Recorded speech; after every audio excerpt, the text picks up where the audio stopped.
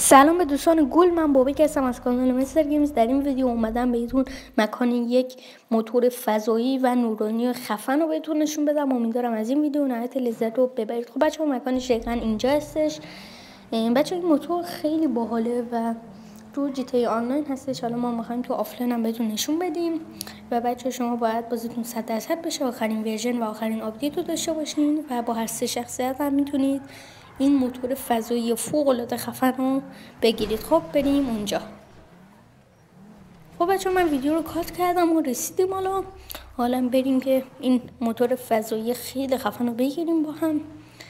بعد بچه‌ها حتما دقت کنید، بعد بازیتون آخرین آپدیت باشه. حالا میان تو این کلبه، حالت کلبه داره دیگه. آره، تو این مزرعه. حالا میان اینجا و میان بغل این تراکتوره و بله اینجا میتونید این موتور فوق العاده خفن رو ببینید. بچه اینم از این موتور فضایی که واقعا خیلی فوق العاده است و هم سرعتش خیلی عالیه، هم رنگ و زیباییش که واقعا خیلی فوق العاده است و بچه هدف هم که بیان یه رنگی رو براتون میاره و خیلی جذابه.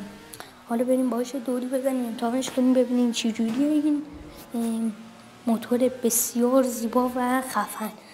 خیلی بچه سرعتش عالیه و پیشنهاد میکنم حتما بیاین روی موتور رو بگیرید. بچه حالا چیز خوبی که داره اینه که میتونید برین تو لس سانتوس کاستوم و رنگ اینو عوض کنید. هر رنگی براتون میتونید، اگه خوشتون نمیاد برین راحت عوضش کنید و میتونید کلی ارتقاش بدین و خیلی خفنه. خب دوستان، ممنونم که این ویدیو رو تماشا کردین.